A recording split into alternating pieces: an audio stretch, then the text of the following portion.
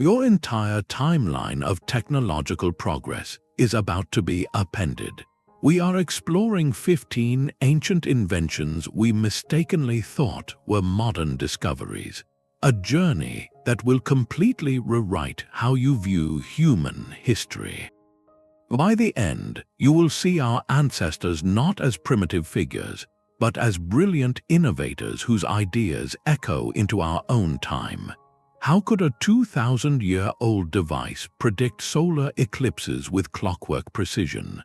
And why was a simple clay jar capable of generating electricity centuries before batteries were officially invented? This story reveals that genius is not a product of any single era, but a spark that has flared, faded, and been rediscovered across the ages. What does it truly mean to call something new? That corroded lump of bronze and wood was a time capsule of forgotten genius. For decades after its recovery, the Antikythera Mechanism remained a baffling enigma, a puzzle box locked by centuries of corrosion. It was not until the mid-20th century that a historian of science, Derek J. de Solla Price, began to peer inside its secrets using early X-ray technology. What he and later researchers uncovered was nothing short of breathtaking.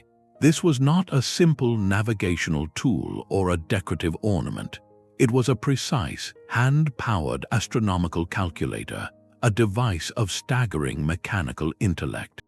Its dozens of interlocking bronze gears, some with teeth cut with microscopic accuracy, could model the erratic motions of the moon, predict solar and lunar eclipses years in advance, and even track the 4-year cycle of the ancient Olympic Games.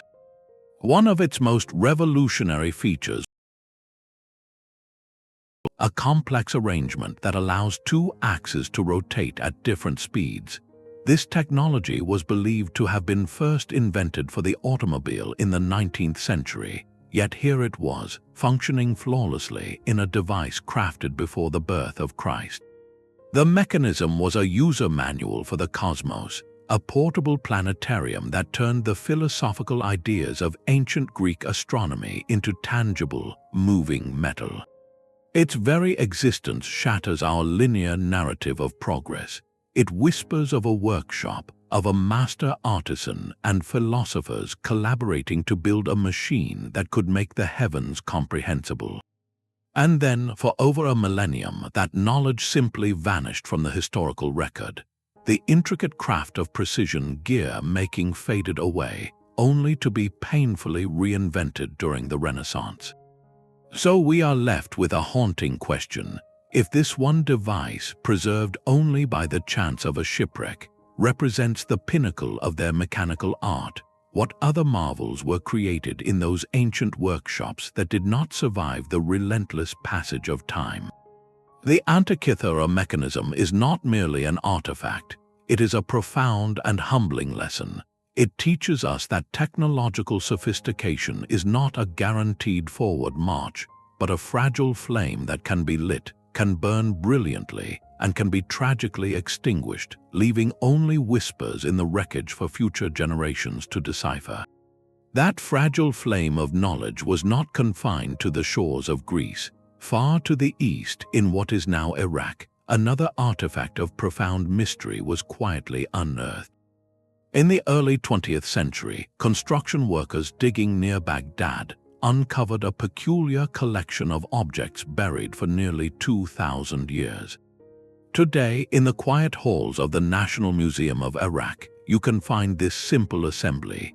It consists of a small, 5-inch tall clay jar, a copper cylinder carefully soldered with a lead tin alloy, and an iron rod suspended inside it. To the untrained eye, it looks like a curious but unremarkable piece of ancient pottery. But when a German archaeologist named Wilhelm Koenig examined it in the 1930s, he proposed a theory so radical it was initially met with skepticism. He suggested this was not a storage jar at all. It was a battery. The principle is elegantly simple, a basic electrochemical cell.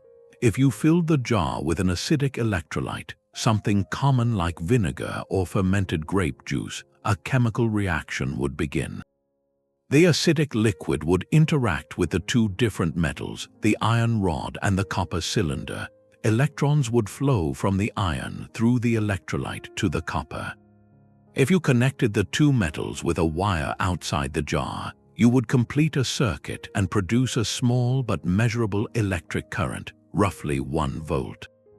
That is about the same output as a modern watch battery. The discovery was staggering. Here was a device capable of generating electricity, crafted sometime between 250 years before the Common Era and 250 years after. Our standard history of electricity credits Alessandro Volta with inventing the first true battery in the year 1800. This clay jar predates his work by well over a millennium. So what was this ancient power source actually used for? The truth is, we may never know for certain, as no written records or diagrams have been found alongside it. The most compelling theory involves a craft still practiced today, electroplating. Artisans could have connected several of these jars together to create a stronger current. They could then immerse a silver object, like a statue or a piece of jewelry, into a gold salt solution. By running the current through it, they could cause a thin, even layer of pure gold to bond to the silver surface, creating the appearance of solid gold at a fraction of the cost. We have numerous examples of exquisite gilded artifacts from the same period and region, and while traditional mercury gilding was known, the uniformity of some pieces hints at a more controlled method. Other theories are equally fascinating. Some researchers suggest the mild, tingling current could have been used for therapeutic or religious purposes. A priest might have held the terminals, feeling the strange vibration as a divine sensation, or a healer might have applied it to soothe aching muscles, an ancient form of electrotherapy. The absence of wires or connectors among the finds does leave room for doubt, leading some scholars to argue it was merely a sacred scroll holder. Yet the design is suspiciously perfect for generating electricity. The asphalt seal that insulated the top would have kept the iron rod securely in place and prevented the electrolyte from evaporating, a clear sign of intentional engineering. Regardless of its ultimate purpose, the Baghdad Battery forces a monumental shift in perspective. It tells us that the fundamental principles of electrochemistry were not only observed but potentially harnessed in a practical way, long before they were formally defined by modern science. It stands as a quiet, clay-bound testament to experimentation. It makes us wonder, if this one jar survived, how many others were used and broken? What small, electrified wonders might have been commonplace in a Parthian workshop, only to be forgotten when that specific need or that lineage of craftsmen faded into history. This is not just about a single volt of power. It is about the very nature of discovery, reminding us that sometimes the spark of an idea glows for a brief moment in time, only to be swallowed by the darkness, waiting centuries for someone to come along and switch the light back on. While the Baghdad Battery generated a quiet, mysterious current, another ancient invention harnessed chemistry for a purpose that was terrifyingly public and undeniable. Picture the narrow waters of the Golden Horn, the sea channel protecting Constantinople in the 7th century. An Arab fleet, confident and powerful, moves in for a decisive strike against the heart of the Byzantine Empire. Then, from the decks of the smaller Byzantine warships known as dromons, a nightmare unfolds. Crewmen manning strange bronze tubes unleash a roaring stream of liquid fire, a jet that does not simply splash and extinguish on the water's surface. Instead, it clings and rages, creating a blazing, inescapable inferno on the waves itself. To the besieging sailors, it must have seemed like the very seas of hell had been unleashed against them. This was Greek fire, and it was more than a weapon. It was a state secret so vital, so closely guarded, that its exact formula vanished with the empire that created it, becoming one of history's most enduring technological mysteries. The psychological impact of this weapon cannot be overstated. Imagine facing a force that could literally set the ocean on fire. It was a tool of both absolute destruction and profound terror, credited with repeatedly saving Constantinople from conquest and preserving the Byzantine Empire for centuries. Its deployment was a spectacle of ancient engineering. Historians like John Haldon suggest the mixture, likely petroleum based from crude oil seepages around the Black Sea, was pressurized in heated bronze tanks aboard ship. When a pump was engaged and a nozzle ignited, it projected this sticky, burning liquid in a continuous stream, an early and devastating form of flamethrower. Some accounts even suggest it could be hurled in clay pots like grenades or sprayed from handheld siphons by soldiers on walls. The key to its horror was its reported composition.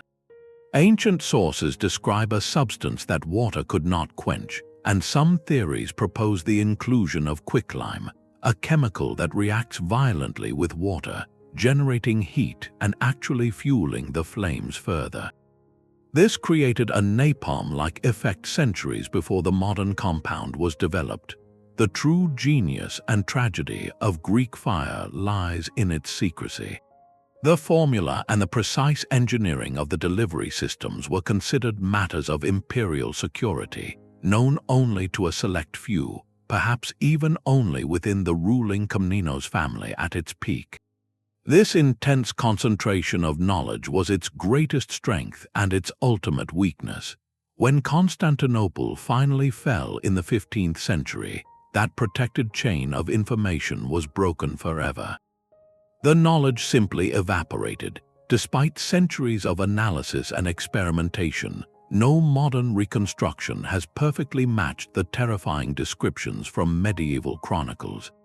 We have the general principles, but the exact alchemy, the specific ratios and ingredients that made it so uniquely potent and water-resistant, are lost. Greek fire stands as a monumental lesson in the fragility of concentrated innovation. It shows us that advanced chemical and mechanical knowledge could exist, could change the course of history, and then could simply disappear into the fog of time, not for a lack of records, but because those records were too well protected. It moves us from the terror of uncontrolled combustion to a question of breathtaking control. If they could command fire with such precision, what other realms of exact measurement and calculation did our ancestors master? The ability to control fire with such devastating precision required a deep, if secretive, understanding of chemistry. But what about the fundamental nature of light itself? Centuries earlier and far from the Byzantine workshops, another culture was shaping crystal with a purpose that seems to pierce the veil of the unseen. In the ruins of the Assyrian palace at Nimrud, amidst the treasures of King Sargon II, archaeologists uncovered a small, unassuming object. It is a piece of rock crystal, expertly ground and polished into an oval disc roughly the size of a large coin, dating to around 750 years before the Common Era. This is the Nimrud Lens. To the casual observer, it might be mistaken for an ornate piece of jewelry, a decorative inlay meant to catch the light, but its form tells a more intriguing story. The crystal has been carefully shaped with a distinct curvature, and when held at the right distance, it can magnify objects or focus sunlight into a brilliant, hot point. This simple fact transforms it from ornament to artifact of profound implication. Was this a magnifying glass crafted over 2,500 years ago? The traditional history of optics tells us that the first corrective lenses for vision emerged in medieval Italy in the 13th century, and the first telescopes and microscopes were inventions of the 17th century. The Nimrud lens predates all of that by well over a millennium. Its very existence asks a quiet but revolutionary question. When did humanity first begin to manipulate light to see the world differently? The debate among scholars is a fascinating one. Some argue it was merely a decorative piece, a polished cabochon set into furniture or a piece of regalia. Others propose it was a fire-starting tool, a sunstone used by priests or craftsmen to kindle flames for ceremonial or practical purposes. Yet the most compelling theory is that it was in fact an optical lens. The Assyrians were master artisans, renowned for incredibly detailed ivory carvings and intricate seal engravings. The level of precision in this work is staggering to the naked eye. Could a master craftsman have used such a lens to magnify his work, to see and execute details invisible to normal vision?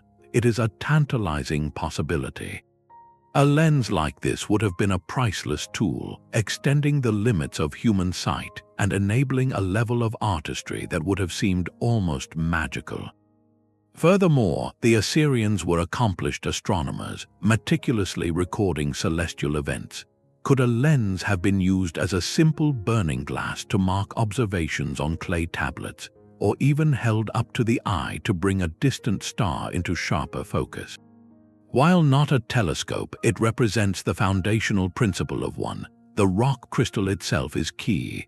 Quartz crystal is difficult to work, requiring immense skill to grind and polish without fracturing.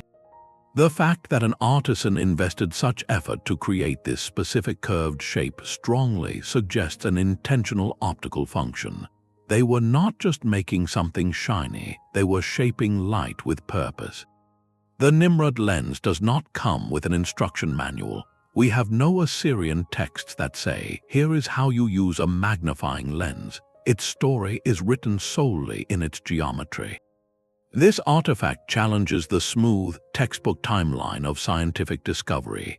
It suggests that the leap from seeing to truly observing, from looking to examining, may have happened in fits and starts across civilizations, with knowledge flaring up and then fading, much like the Greek fire that would ignite centuries later. It pushes the dawn of optical science back into a much deeper past. If one Assyrian artisan possessed such a tool, who is to say others did not? What delicate miniature masterpieces might have been created under its focused gaze, and what celestial secrets might have been glimpsed through its crystalline clarity? The lens is a window not just for magnifying the physical world, but for focusing our understanding of ancient ingenuity. It proves that the desire to see more, to understand the fine details of our universe, is an impulse as ancient as civilization itself. And sometimes that impulse leads to creations so massive, so enduring, they defy the very landscape around them. That impulse to shape our world can be seen in the very ground beneath our feet, or more precisely, in the stone that holds our greatest structures together.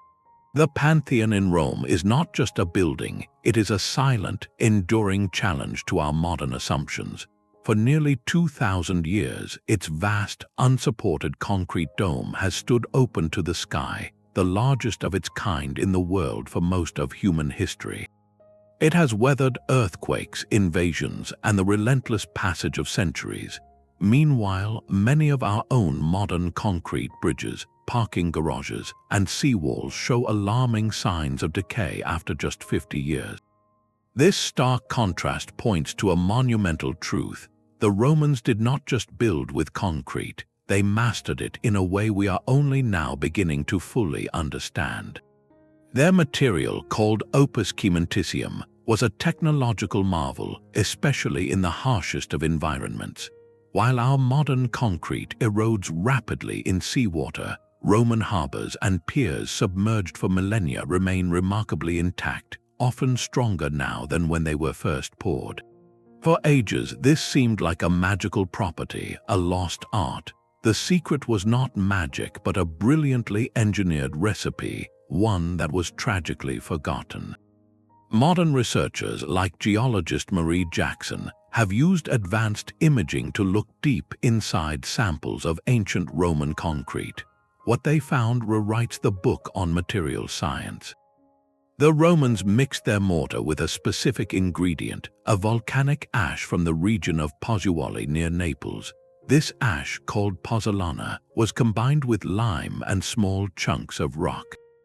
When this mixture met seawater, a slow, miraculous chemical reaction began. Over decades and centuries, the seawater reacting with the ash and lime formed a rare crystalline mineral called aluminous tobermorite. This mineral does not just sit there, it actually grows, filling in tiny cracks and voids as they form. In essence, Roman concrete possesses a self-healing property. It grows stronger with time and exposure to the very element that destroys our modern versions. This was not a happy accident. Roman engineers like Vitruvius wrote detailed specifications for their concrete mixes, specifying the best ash from certain regions for different applications. They knew what they were doing, achieving a peak of sustainable material technology that would not be rediscovered until our own era, with scientists now actively trying to replicate this ancient formula for more resilient modern infrastructure. The loss of this knowledge after the fall of the Roman Empire represents one of history's most dramatic technological regressions. For over 1,000 years, builders in Europe struggled with inferior, weaker mortars. The recipe and the profound understanding behind it vanished into the Dark Ages. It forces us to confront a humbling question. If a formula this transformative, documented and used on a colossal scale, could be completely lost, what other sustainable solutions from the past are still buried, not in the earth but in the forgotten pages of history? The Pantheon's dome is more than an architectural wonder. It is a permanent monument to a forgotten science, a concrete reminder that our ancestors sometimes built not just for their own time, but in a dialogue with eternity. And sometimes their most clever inventions were not monuments at all, but small, personal objects designed for something we all seek a bit more comfort in our daily lives.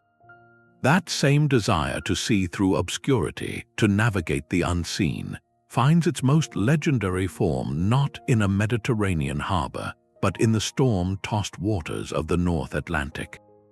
The Viking sagas speak of a magical object, a solarstein or sunstone. These ancient texts describe navigators using this stone to locate the position of the sun on completely overcast days, even through thick fog, guiding their longships across vast, featureless ocean.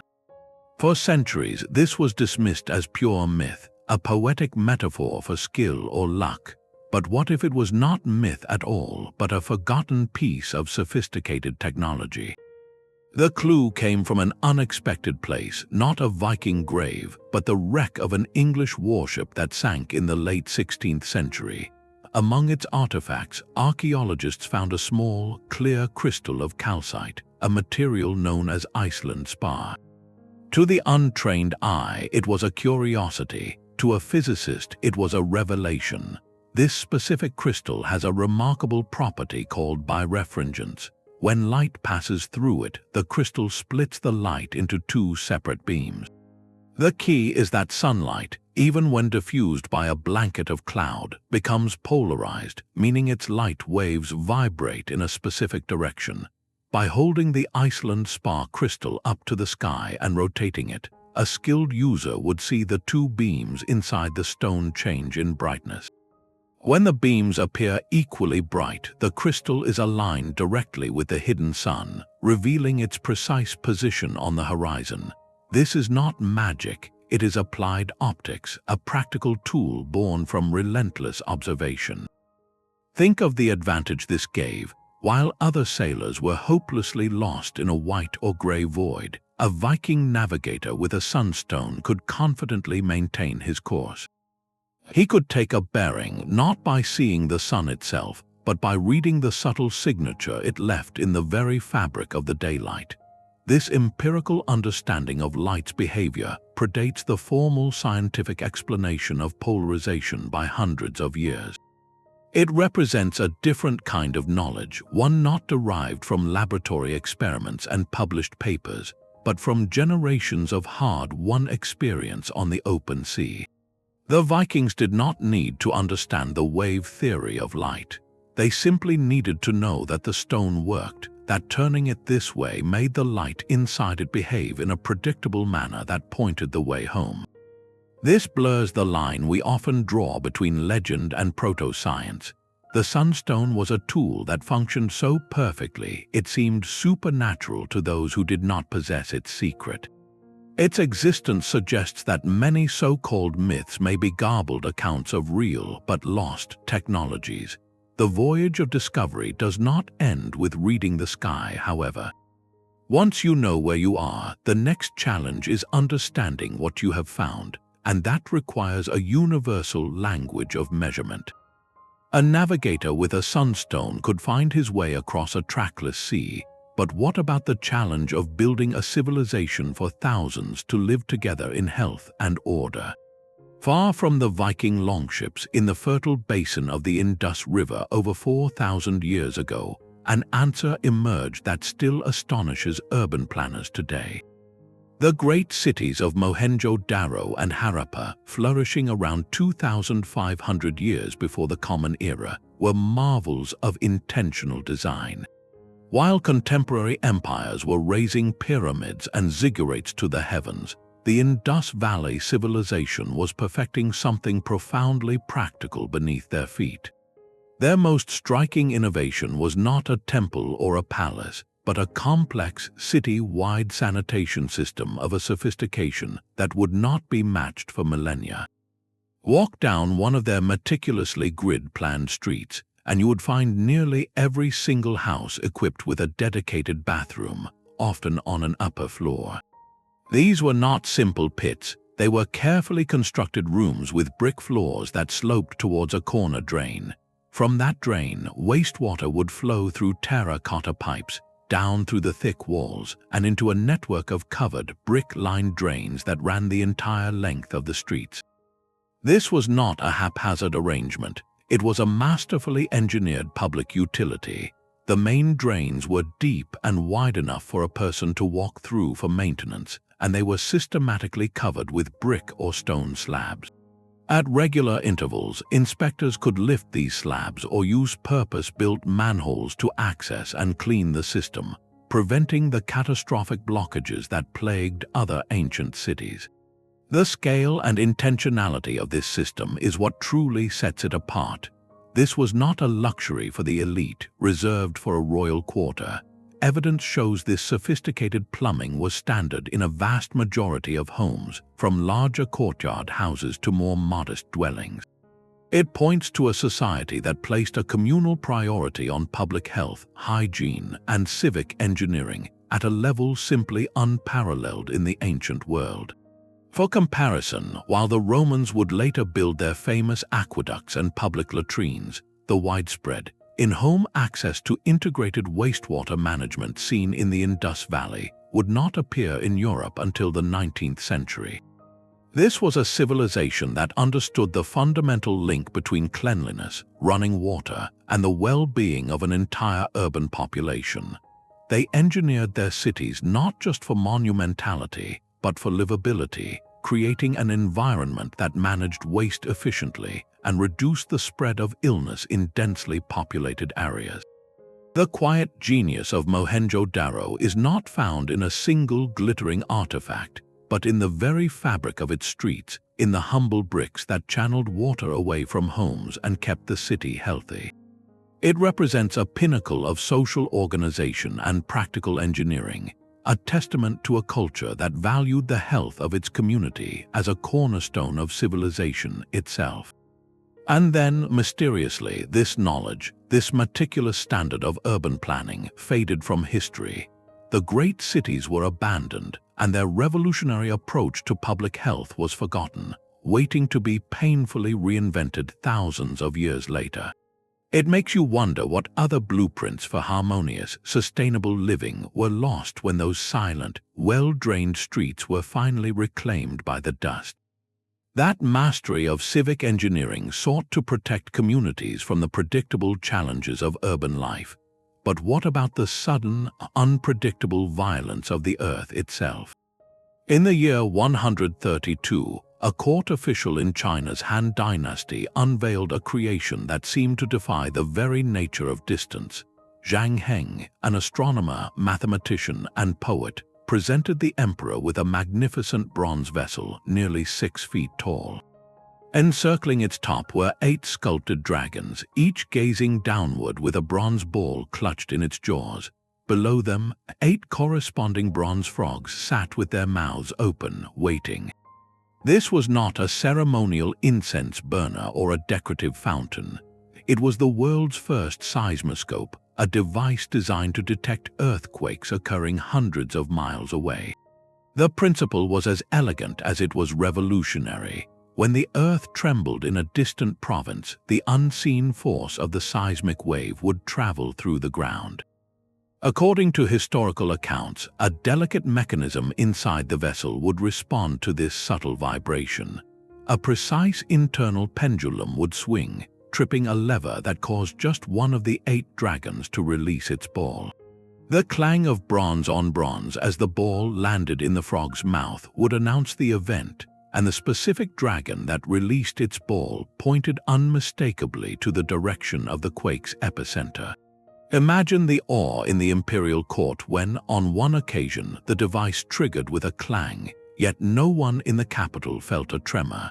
Skeptics dismissed it as a malfunction until days later, a messenger arrived from a region hundreds of miles to the west reporting a devastating earthquake. The dragon that had dropped its ball pointed precisely in that direction. Heng's device had not only detected the quake, it had done so with an accuracy that seemed almost mystical. The exact internal mechanism has been lost to time, sparking centuries of debate and modern reconstruction attempts. The most plausible theory, supported by working models, involves an inverted pendulum suspended inside the stable bronze vessel. When seismic waves arrived from a specific direction, they would cause the pendulum to swing like a slow-motion metronome, nudging a lever system that opened the jaw of the aligned dragon. This was geophysics made tangible, a machine that translated the invisible language of the Earth into a clear, visual signal. Its purpose was profoundly human. In a vast empire where swift communication was impossible, early warning of a quake's direction allowed the imperial court to direct aid, send investigators, and demonstrate the emperor's heavenly mandate to understand and respond to the forces of nature. Heng did not just invent an instrument, he created a new sense for the state, an ability to feel a distant catastrophe. His seismoscope stands as a towering monument to deductive genius. It required an understanding that the Earth's tremors traveled in waves, that those waves had a directional source, and that this motion could be isolated and mechanically amplified. This was scientific reasoning of the highest order, conceived over 18 centuries before the modern seismograph was developed in Europe. It shatters the stereotype of ancient science as purely philosophical or observational. Here was a man who built a machine to interrogate the planet itself. His invention whispers a timeless truth across the centuries. The drive to protect our communities, to extend our senses beyond the horizon, and to find order in nature's chaos is a thread that connects the Han Dynasty court to our own modern monitoring networks. It proves that the most profound technology often arises not from a desire for power, but from a fundamental need to care, to know, and to respond. And sometimes that same ingenuity was applied not to grand instruments, but to the most personal of human comforts. The drive to record knowledge, to stamp our thoughts into something permanent, is a powerful human impulse. But what happens when we find a record we can no longer read? In the ruins of the Minoan palace of Phaistos on the island of Crete, a single object from around 1700 years before the Common Era holds a secret that has defied the world's greatest minds for over a century. It is a simple disk of fired clay about 6 inches across, yet its surface is anything but simple. Spiraling inward from the edge are 241 symbols, each one pressed cleanly into the soft clay before it was baked hard. There are human figures and animals, plants and tools, shields and heads, a vivid pictorial alphabet that no one alive today understands. This is the Phaistos disk, and it is more than an artifact. It is a locked door to an entire way of thinking. The mystery is absolute. The script on the disk is unique. It appears nowhere else in the Minoan world, not on walls, not on tablets, not on pottery.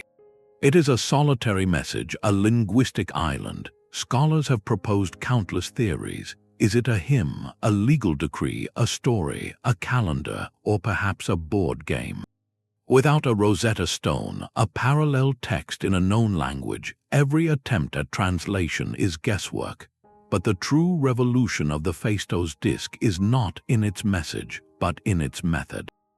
Look closely at the symbols. You will see something astonishing. Each one is perfectly formed, with crisp edges and consistent depth. They were not carved by hand. They were stamped. A set of individual seals, each bearing a raised symbol, was pressed into the clay in a precise, deliberate sequence to form this spiral text. This means that over 3,000 years before Johannes Gutenberg assembled his movable type, a Minoan artisan had conceived of a nearly identical principle, reusable type for the mechanical reproduction of information. Think about what this implies. Someone in a Bronze Age workshop carefully crafted a set of at least 45 distinct symbol stamps.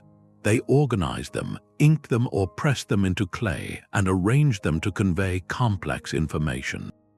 This was not writing as painstaking scribble art. This was information technology. It suggests a desire for standardization, for duplication, perhaps even for distribution. Was this disk a unique royal proclamation, or was it one copy of many? Did the Minoans have a small-scale printing operation that simply left no other surviving examples? The very fact that it is an isolated find makes it infinitely more tantalizing. It is a single, surviving snowflake from a blizzard we never knew occurred. The disk challenges the linear narrative of progress in communication. We trace a path from handwritten scrolls to the printing press and then to the digital age. The Phaistos disk sits squarely on that path, but millennia too early. It tells us that the conceptual leap to movable type, the idea that you could break language into reusable components, is not a product of any specific era's genius. It is a solution that can emerge independently whenever the need to standardize and disseminate information becomes great enough. The Minoans, a seafaring trading empire, would have had exactly that need for records, treaties, or religious texts. Then their civilization faded, and the knowledge of this system faded with it. The type was melted down, the clay discs crumbled, and the one surviving example became a perfect, silent enigma. It stands as a monument to the fragility of knowledge systems. A whole method of recording thought can vanish, leaving behind only a single, indecipherable blueprint. We can see the mechanics of their invention perfectly, yet the meaning it was meant to convey is utterly lost. The Phaistos disk is the ultimate tease. It shows us the brilliant container, but forever hides the precious message inside. It forces a humbling admission. We may never know what it says, but its very existence shouts a profound truth about the innovative spirit of the ancient world. They were not just writing history, they were experimenting with the very technology of memory itself. And sometimes the most advanced ancient technologies were not made of clay or bronze, but of flesh, blood, and extraordinary skill. The silent, stamped symbols of the Phaistos disk represent a profound attempt to mechanize language, to make knowledge reproducible. But what about the mysteries written not on clay, but within the human body itself? Long before modern laboratories, ancient physicians were devising remarkably clever ways to diagnose one of life's most fundamental conditions. In the dry, preserved sands of Egypt, medical papyri, dating back to around 1350 years before the Common Era, hold a fascinating prescription. To determine if a woman was expecting, the text instructs her to urinate on two separate bags, one filled with barley and the other with wheat. The test was simple. If the grains sprouted, she was pregnant. The method went even further, suggesting that if the barley grew faster, the child would be male, and if the wheat grew faster, it would be female. For centuries, this was dismissed as pure superstition, a quaint ritual with no real scientific merit. Then, in the 1960s, modern researchers decided to put this 3,000-year-old test to the trial. To their astonishment, they found it worked about 70% of the time. The pregnant urine did indeed cause the grains to sprout more reliably than non-pregnant urine. The reason lies in a beautiful, unseen synergy between human physiology and botany. The urine of a pregnant woman contains elevated levels of estrogen and other hormones. These same compounds act as natural growth stimulants for plants. The ancient Egyptians, through meticulous, generations-long observation, had stumbled upon a perfect living bioassay. They had no concept of hormones, of course. Chinese letter observed a consistent, repeatable reaction in the natural world and brilliantly correlated it with a state inside the human body. This was diagnostic medicine built entirely on empirical evidence, a testament to the power of watching and recording patterns over vast stretches of time. The gender prediction aspect, while not scientifically supported, shows their drive to extract even more information from the natural process they had discovered. This is not mere guesswork. It is a sophisticated, systematic approach to a biological question, using the tools they had available, in this case, the very seeds of their agricultural society. This ancient test connects us to a different kind of intelligence, one that saw the human body not as separate from nature, but as deeply intertwined with it. A physician 3 millennia ago was essentially conducting a controlled experiment, using cereal grains as his organic laboratory equipment. It underscores a profound theme in the history of knowledge. So many ancient breakthroughs came not from abstract theory, but from this deep, practical dialogue with the living world. They learned by doing, by testing, and by paying exquisite attention to results that we, with our advanced instruments, might easily overlook. The Egyptian pregnancy test is a humble, powerful reminder that scientific thinking, the process of asking a question and devising a repeatable test for it, is a human impulse as old as civilization itself. And sometimes that impulse to test and measure was directed not at life, but at the very fabric of space and time, leading to instruments of such precision they would not be matched for over 1,000 years. That ancient Egyptian physician, using seeds to read the body's hidden messages, represents a tradition of empirical observation. But what happens when an artifact appears that seems to defy all observation, all logic, and every established timeline we have? In February 1961, 3 men hunting for geodes near Olancha, California, cracked open what they thought was a promising stone nodule. Inside, they did not find the expected crystal cavity.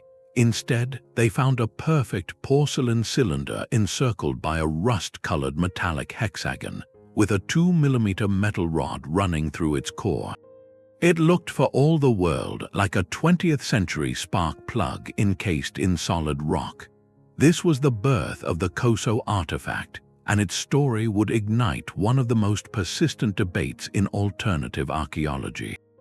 The men claimed the geode, based on its encrustation, was 500,000 years old. If true, this meant a piece of advanced industrial technology existed on Earth 500,000 years before modern humans even evolved. The artifact quickly became the poster child for a category known as out-of-place artifacts, or OOP arts. These are objects that, by their very existence, seem to challenge conventional historical and scientific timelines, suggesting lost civilizations, ancient advanced technology, or even visitors from beyond our world. The Coso artifact seemed to be the ultimate proof. How could a spark plug from the 1920s end up inside a stone that took millennia to form? The mystery captured the public imagination, fueling books, documentaries, and endless speculation. It was a story that challenged the very foundations of archaeology. However, the scientific community responded with a call for rigorous verification. When independent researchers finally obtained X-rays of the object, a more mundane truth emerged. The so-called geode was not a geode at all, but a hardened concretion, a lump of minerals that can form relatively quickly around a foreign object, especially in environments like old lake beds. The object inside was indeed a 1920s-era champion spark plug, likely lost by a miner or prospector decades earlier. Mineral-rich water had percolated around it, cementing it into a convincing-looking stone shell in a matter of decades, not millennia. The lesson of the Coso artifact is not a simple one of debunking. It is a masterclass in the tension between wonder and evidence. On one hand, it demonstrates the critical importance of archaeological standards, context, peer review, and material analysis. It warns of the seductive power of a single, sensational find that seems to rewrite everything. Yet, on the other hand, its cultural impact is undeniable. It became a touchstone for a profound and very human question. What if our timeline is wrong? The artifact's story, even after its likely explanation was provided, kept that tantalizing possibility alive in the public mind. It speaks to our deep-seated fascination with the idea that history might hold grand, forgotten secrets. The Coso case teaches us to be skeptical of easy answers, but it also cautions against a closed-minded dismissal of all anomalies. It asks us to walk a careful line. We must uphold the rigorous methods that protect the integrity of history, yet we must also remain open to the possibility that the past is more complex, more surprising than our current models allow. Could there be, somewhere, a legitimate artifact that genuinely disrupts our sequence, waiting for the proper context or technology to be understood?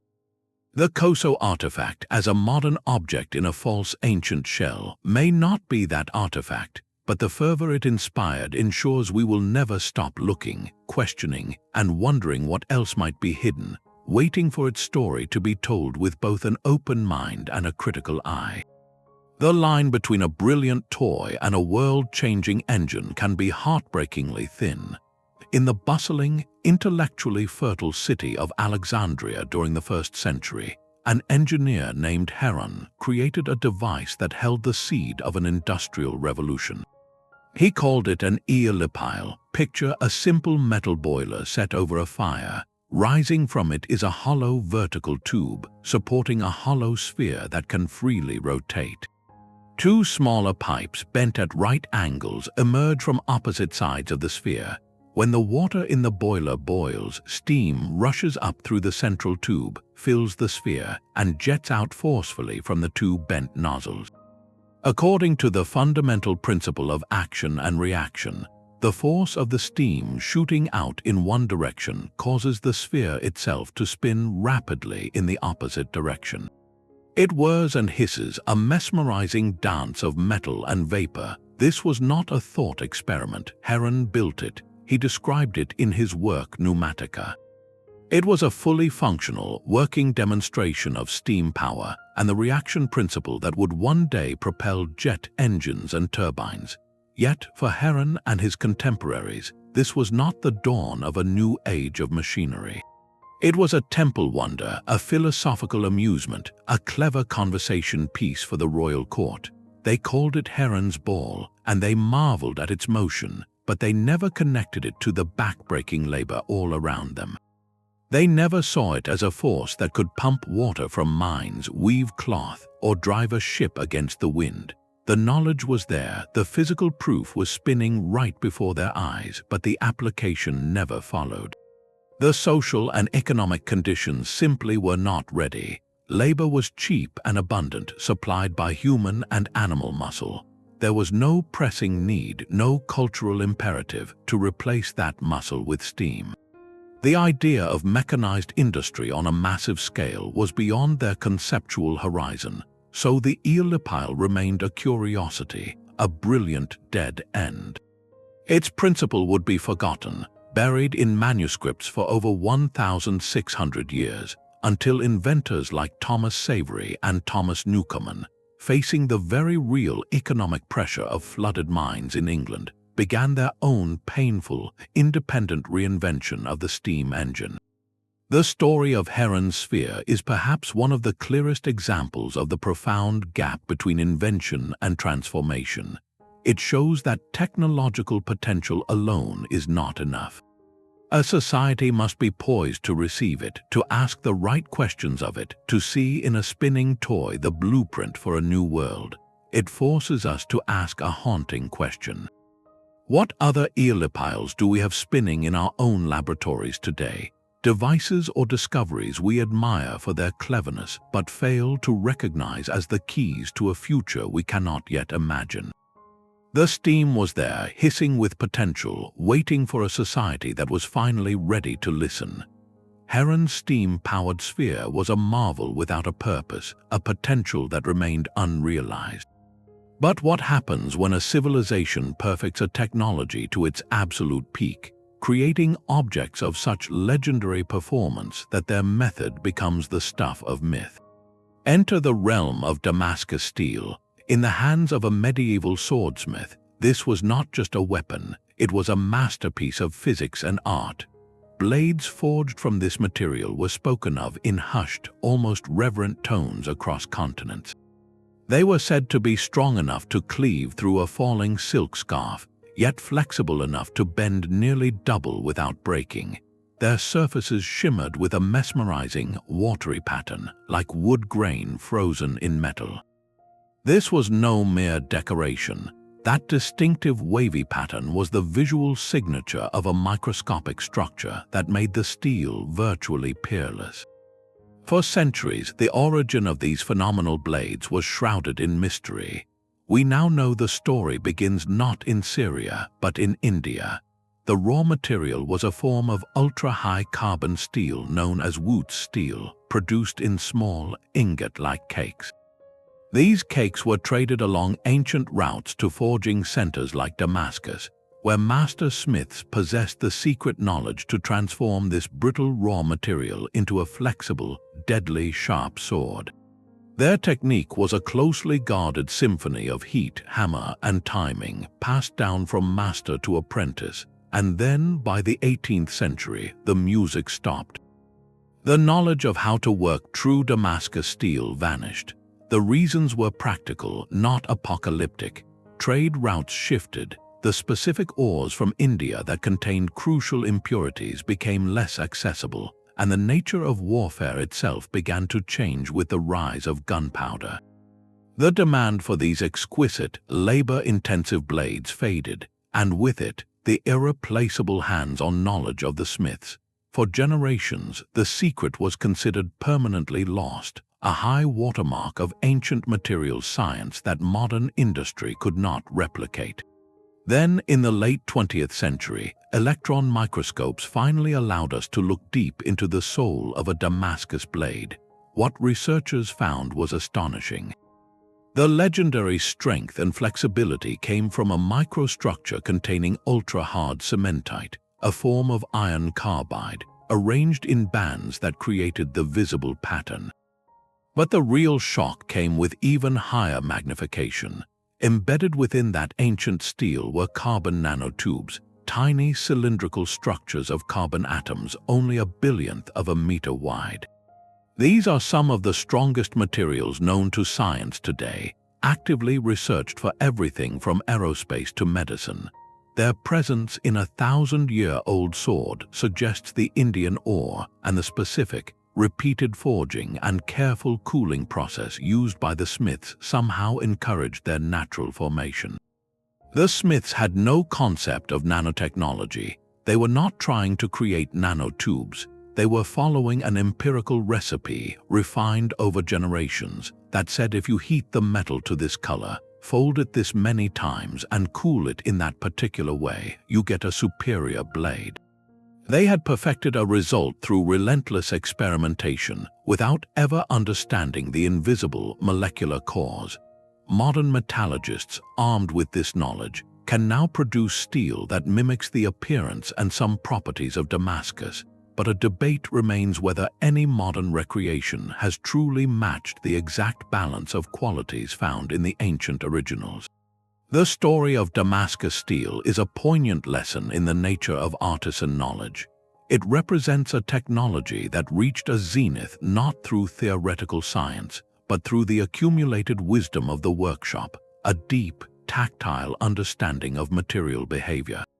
Its loss reminds us that some forms of expertise are not stored in books or blueprints, but in the muscles and intuition of a craftsperson. When that living chain is broken, that particular form of genius can evaporate into history, leaving behind only its breathtaking products as proof that it was ever possible at all. The legend of Archimedes' sphere haunts the history of science. The Roman philosopher Cicero, writing over a century after Archimedes' passing, described with awe a device brought to Rome as war loot. It was a bronze globe, he said, built by the great mathematician himself, that beautifully modeled the motions of the sun, the moon, and the 5 known planets. When turned by a handle, this celestial sphere would replicate their complex dances across the sky with mechanical precision. Cicero's account is not a lone whisper. Other classical authors like Ovid and Claudian also mention these wondrous orreries, these moving models of the heavens. This tells us something profound. The Antikythera mechanism was not a miraculous one-off. It was almost certainly part of a tradition, a school of thought and craftsmanship dedicated to building machines that could think about the universe. In the workshops of Alexandria, Syracuse, and perhaps Rhodes, philosophers and artisans were collaborating to create what we would now call analog computers. These were not calculation tools in the modern digital sense.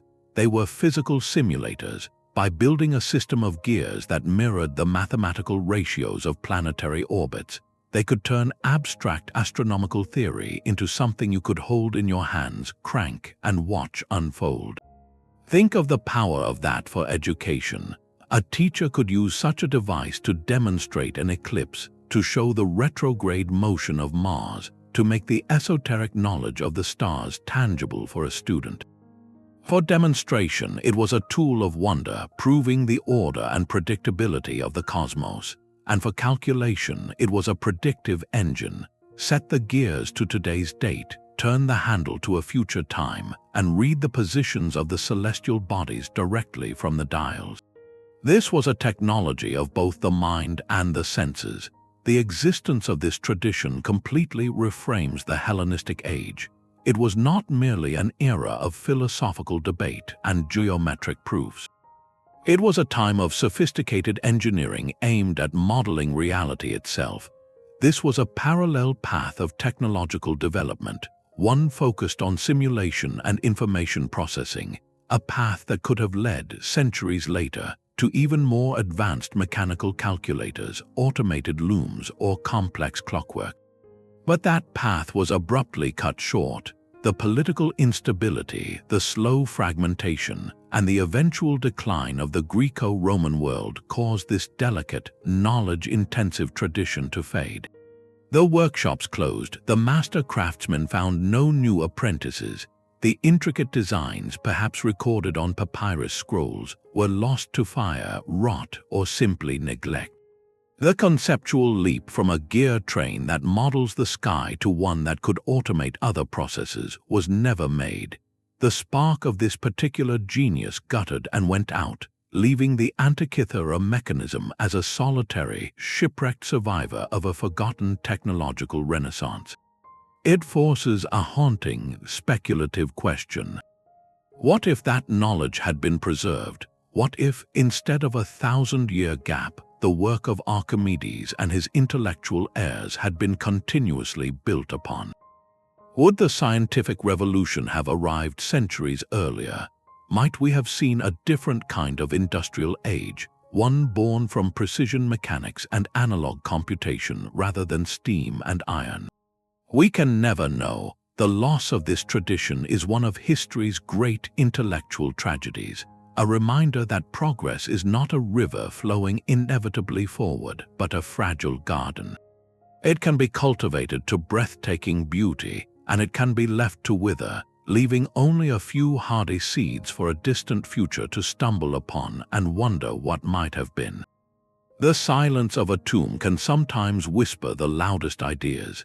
In 1898, during an excavation of the burial site near Saqqara, Egypt, archaeologists uncovered a small, elegant object carved from sycamore wood.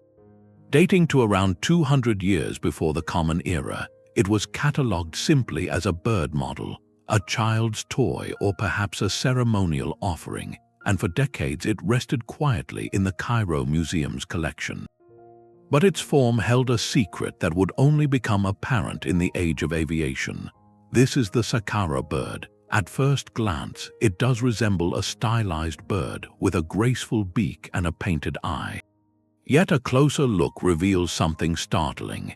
Its wings are not shaped like the rounded, feathered wings of a falcon or a dove. Instead, they are perfectly straight with a distinct, angled cross-section. They are not shaped for flapping, but for slicing through the air. They bear an uncanny resemblance to the wings of a modern glider or airplane, complete with what experts call a dihedral angle, an upward tilt that provides inherent stability in flight. This was no longer just a toy bird. It was an artifact that seemed to defy its own time.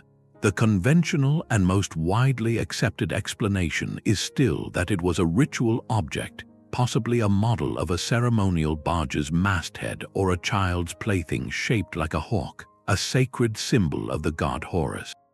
Its vertical tail, which resembles a modern aircraft's fin, could easily be interpreted as a bird's upright tail feathers. For most Egyptologists, that is where the story ends. But in the 1970s, a physician and model airplane enthusiast named Kolol Messiha took a fresh look at the object. Intrigued by its proportions, he built a scaled-up, weighted replica. When he tested it, he claimed the model exhibited remarkable aerodynamic properties, gliding smoothly for a considerable distance when launched. His controversial conclusion was that the ancient craftsman had intentionally designed an aircraft model, understanding basic principles of lift and stability. This ignited a fierce and ongoing debate. Could this simply be a case of serendipitous design, where an artist carving a stylized bird accidentally created a shape that happens to be aerodynamically sound? Or does it represent a fleeting moment of proto-engineering, a tangible expression of the ancient dream of flight? We have myths from cultures worldwide about flying machines and sky gods. The Saqqara bird is unique because it is a physical object we can hold and test, a three-dimensional question mark carved in wood. Subsequent tests by aerodynamics experts have yielded mixed results.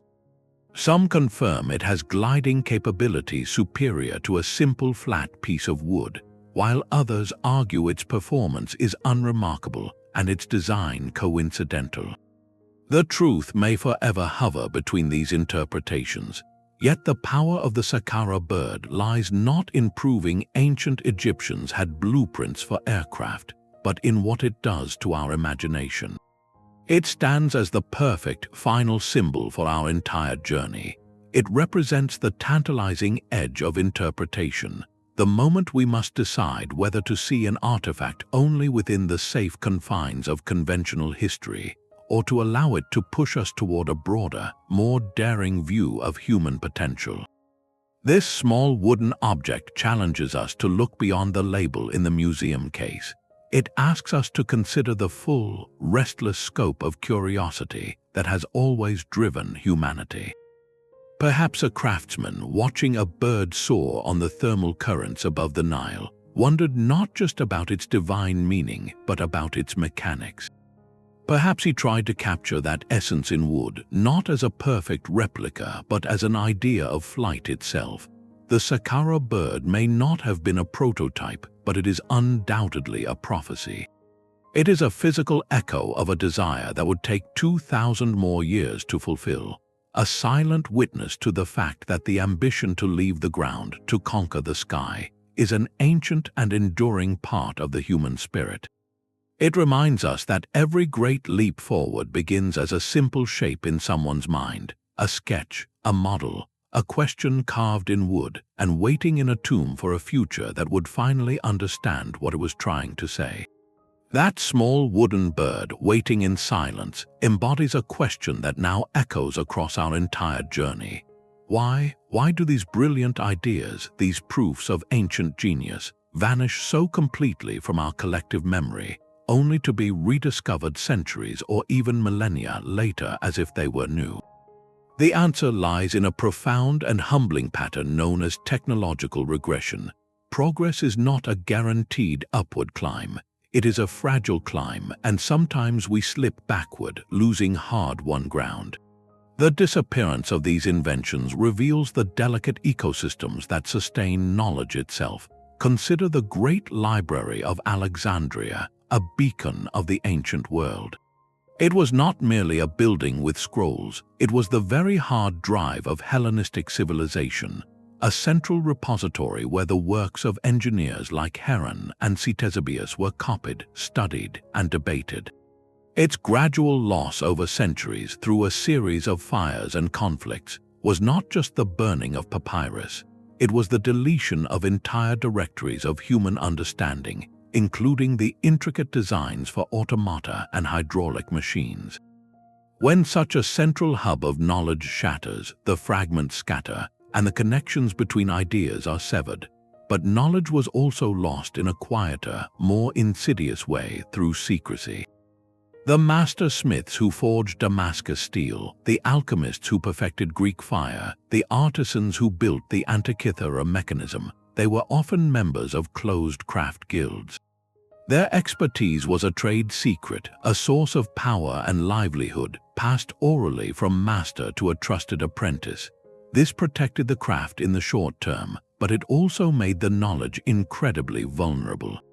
If a guild was dispersed by war, if a master died without a worthy successor, or if demand for their product faded, that entire lineage of hands-on wisdom could evaporate in a single generation. The knowledge was not stored anywhere but in their skilled hands and practiced intuition.